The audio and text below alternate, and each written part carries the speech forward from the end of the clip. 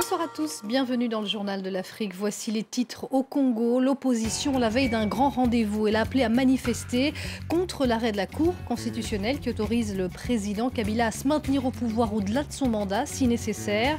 Les manifestations sont interdites hors de Kinshasa, mais certaines organisations ont maintenu le mot d'ordre. L'apocalypse ou l'Ebola de la tomate. Au Nigeria, les agriculteurs ne manquent pas de formules pour décrire la crise qui frappe ce produit de grande consommation. Le prix de la tomate a été multiplié par 4, en cause notamment la violence qui sévit dans certaines zones agricoles du pays. Devenir des sauveteurs au fond des mines, c'est le rêve de ces hommes qui s'entraînent durement pour intégrer cette unité d'élite en Afrique du Sud. Ces pompiers souterrains doivent être capables de secourir des mineurs bloqués ou de lutter contre des incendies sous la terre. La sélection est redoutable. La RDC vit au rythme des tensions politiques entre pouvoir et opposition depuis de longs mois. Tout le monde a en mémoire les dernières grandes manifestations du début de l'an dernier qui s'étaient soldées par la mort de dizaines de personnes. Alors à la veille de la marche de l'opposition, la sécurité est maximale. Pour les opposants, il s'agit de marquer un tournant dans leur bras de fer avec le camp du président, accusé de vouloir coûte que coûte se maintenir au pouvoir. Écoutez les précisions de Thomas Nicolo, notre correspondant à Kinshasa.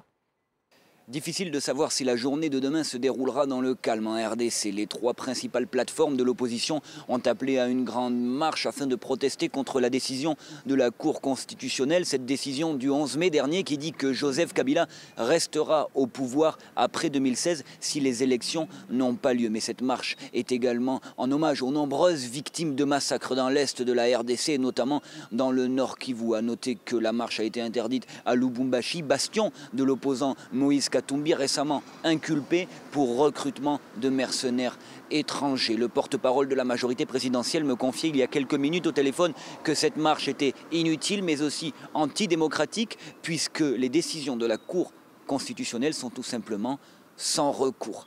Tout a été fait pour que tout se déroule dans le calme. Le gouverneur de la ville de Kinshasa a convié l'opposition à une séance de travail autour de la marche. Le parcours de la marche a été modifié afin que les manifestants n'atteignent pas le centre-ville. Et le PPRD, le parti de la majorité présidentielle, a décidé de renoncer à sa contre-manifestation afin d'éviter les confrontations. Un nouvel assassinat ciblé au Burundi. Un colonel à la retraite a été tué ce mercredi devant son domicile dans un quartier contestataire de Bujumbura. Lucien Ruffieri a été abattu devant sa maison par des hommes armés non identifiés. Un de ses fils qui était avec lui a été blessé. Le pouvoir et l'opposition en exil se rejettent la responsabilité des assassinats qui se multiplient depuis le début de la crise il y a un peu plus d'un an au Burundi. Elle sévit depuis plusieurs mois, soulève de nombreux mécontentements. La crise de la tomate frappe plusieurs pays d'Afrique de l'Ouest, la Côte d'Ivoire ou encore le Nigeria. Dans ce pays, son prix a été multiplié en moyenne par 4 en cause de mauvaises récoltes dues au climat, à un insecte vorace, mais aussi à la violence qui sévit dans des régions agricoles du nord et du centre du pays. Le série de Kim Vaudine. Sur ce marché de Lagos, ce n'est que par maigre poignée que sont vendues les tomates. Au tabac et vendeuse, pour elle, c'est la faute des prix qui se sont envolés. Les prix sont trop élevés. Maintenant, une cachette entière se vend 35 000 à 40 000 naira. Et avec le transport, on l'achète ici ensuite entre 40 et 45 000. Et c'est vraiment dur à vendre. Les gens qui achètent se plaignent à cause de ça. Et très vite, les tomates se font rares. C'est très difficile parce que c'est trop cher. On n'y arrive pas. Si vous voulez acheter des tomates pour faire du riz jollof, on n'achète que le strict minimum pour cuisiner. Ça ne nous suffit pas. Et pour cause, les récoltes sont affectées par les violences qui sévissent dans le pays. Dans le centre notamment, entre les bergers peuls musulmans et les cultivateurs chrétiens qui s'affrontent sur les droits de pâturage. Mais aussi dans le nord, où l'insurrection de Boko Haram a contraint 2 millions de personnes à abandonner leur foyer et leur culture. Selon le Bureau nigérian des statistiques, l'inflation est toujours à l'œuvre et atteint plus de 13% pour la nourriture. Les produits les plus touchés sont le poisson, les fruits et légumes et les céréales. Pas de tomates non plus en Afrique australe, mais là-bas, c'est toutes les récoltes, mais aussi le bétail qui sont ravagés par une terrible sécheresse. Face à la gravité de la situation, au Zimbabwe notamment, des images satellites sont appelées à la rescousse. Le récit de Ben Barnier. Des étoiles à la poussière. Ces images satellites fournies par l'Agence spatiale européenne permettent au Programme alimentaire mondial de mesurer précisément les effets dévastateurs du phénomène climatique El Niño en Afrique australe. Sentinel-2 est un nouveau satellite qui fournit des données de très haute résolution avec une fréquence d'observation très élevée. Il nous permet de mieux mesurer l'impact d'El Niño sur la production dans les zones agricoles et sur les récoltes à venir.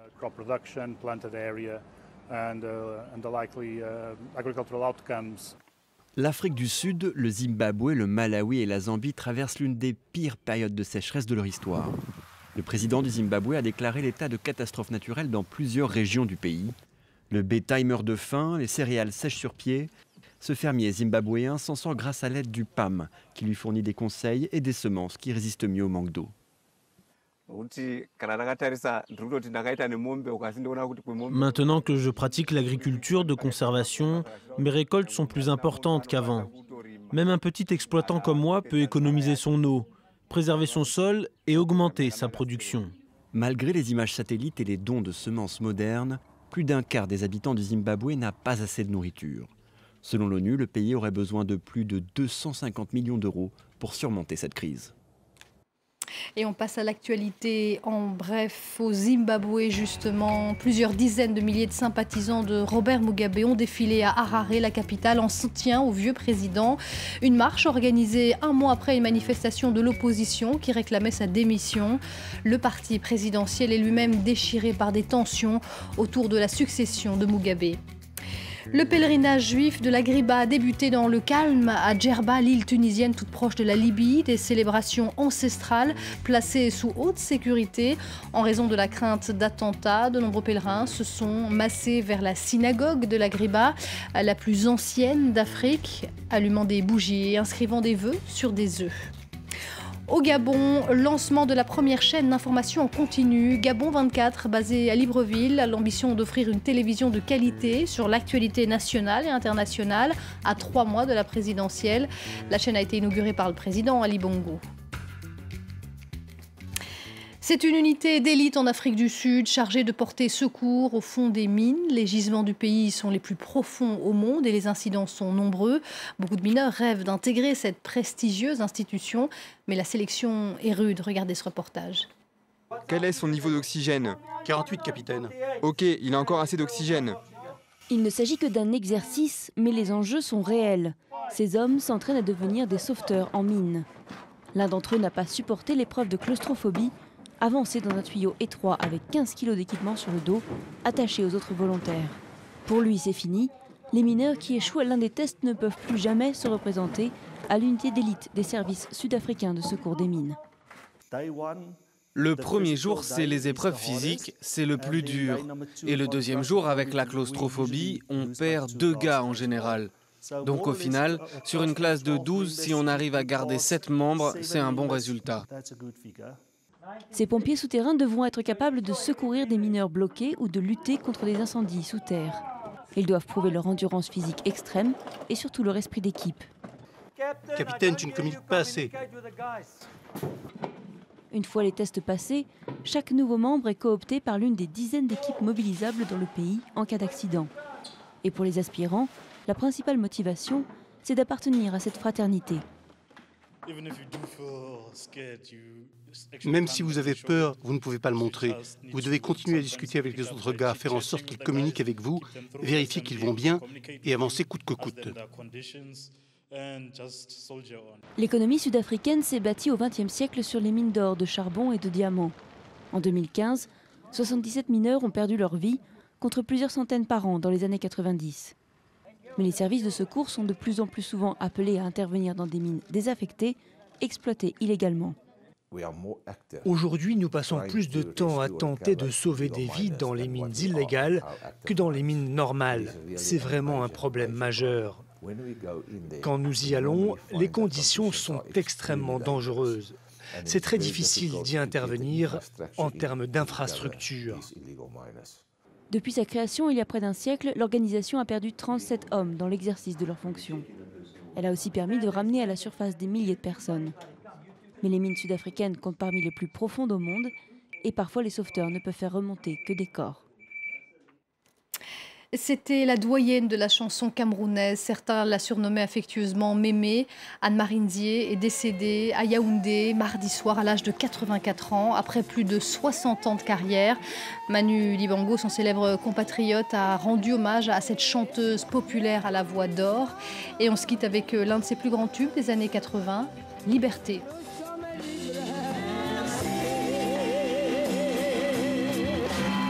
Dieu nous a délivrés de la puissance des ténèbres et il nous a transportés dans le royaume de son amour. En lui, nous avons la rédemption et la rémission des péchés. Dieu merci, nous sommes libres, oh bon Dieu. 7 jours en France. Cette semaine, 7 jours en France, vite au rythme de l'Euro 2016 de football. Suivez-nous à Clairefontaine, dans les coulisses de la préparation des Bleus. Découvrez les grands défis pour l'équipe de France de football, mais aussi pour les organisateurs. Les grands matchs, les grands rassemblements vont se faire sous très haute surveillance. 7 jours en France, à voir sur France 24 et France24.com.